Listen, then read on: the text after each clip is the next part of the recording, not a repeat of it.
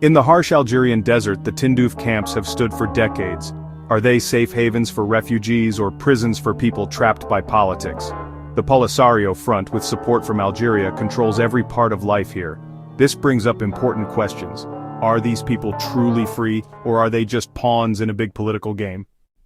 The Tindouf camps, a barren place that houses thousands of Sahrawi refugees, have roots in a time of big political and social changes.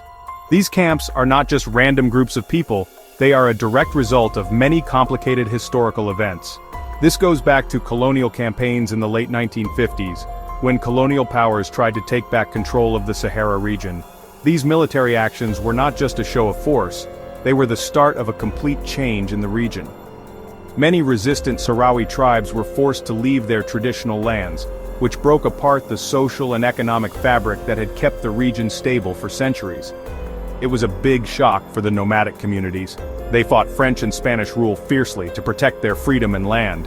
This strong resistance was met with harsh oppression, which made the tension and instability in the region worse. Then colonial powers redrew maps and changed identities, which changed the population makeup of the region through policies meant to serve their own interests. These population changes had long-lasting effects on the future of the region. They encouraged migration and movement to the Sahara to lessen the impact of the native Sahrawi communities and weaken their political and economic power. It was a plan to weaken local resistance. This planned displacement paved the way for future conflicts and planted the seeds of problems that would grow and get worse over time. It also led to an identity crisis that would happen decades later, leaving deep scars in the hearts of many generations of Sahrawis. It's a story of ongoing displacement and suffering. After Spain left in 1975, ending a long colonial presence in the region, Algeria and Libya supported the Polisario Front, giving them money and supplies, seeing it as support for liberation movements. They gave them a base in Tindouf, in a barren desert area, to be a center for their operations and a safe place.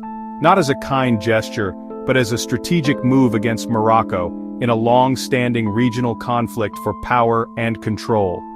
The camp population was formed through force and kidnapping, where people were gathered against their will from different areas. It wasn't about people willingly fleeing to find safety, but rather the result of organized efforts to gather as many people as possible. Tribal elders, who are highly respected in Sahrawi society, were often kidnapped. This was done to make the Polisario's cause seem legitimate and fair, and to get symbolic support from traditional community leaders. Families were separated, causing deep human suffering and breaking social ties. Communities were uprooted, destroying the social and cultural fabric that existed.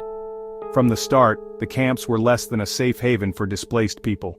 More than that, they were a tool for political pressure and an attempt to gain advantages on the world stage. Today, the Tindouf refugee camps are ruled, in quotation marks, exclusively by the Polisario Front. This power extends to every aspect of daily life within the camps, shaping their population model. The Polisario's authority is rarely challenged within the camps, and their influence is felt in every decision, from education to food distribution. For many residents, this means their daily lives are shaped by rules and policies set by a single political group. Neither Algeria, the host country, nor the United Nations directly manage the camps. Their roles are limited to oversight and humanitarian aid.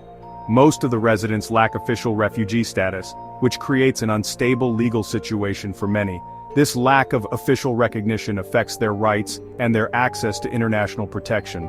Furthermore, the population is not counted individually, which makes it hard to track residents and ensure accountability.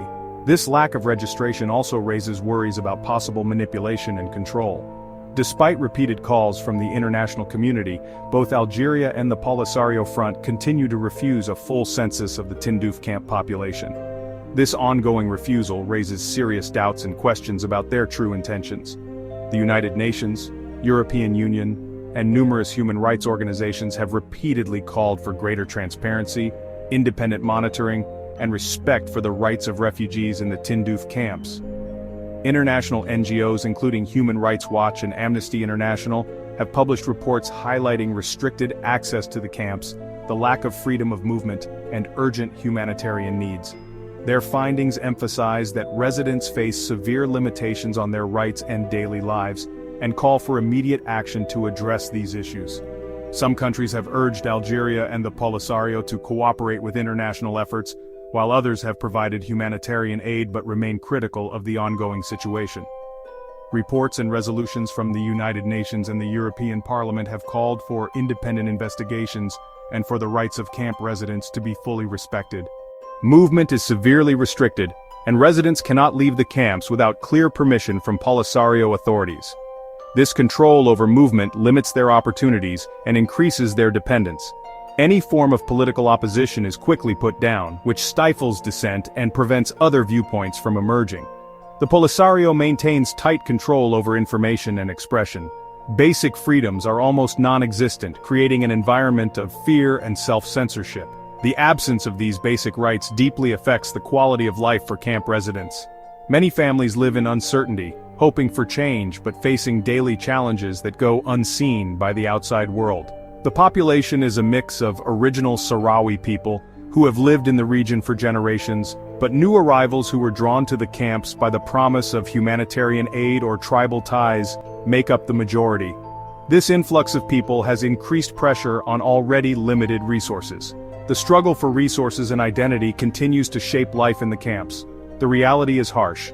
These are not free refugees, able to decide their own fates. They are, in many ways, held for political purposes, pawns in a larger geopolitical game. Some politicians in Morocco who had a connection to the Polisario, either politically or tribally, want to hide these facts for their own reasons. Is it blackmail? Or is it emotional or tribal loyalty? Or perhaps because their current position and favor depend on the Polisario remaining and its image being polished?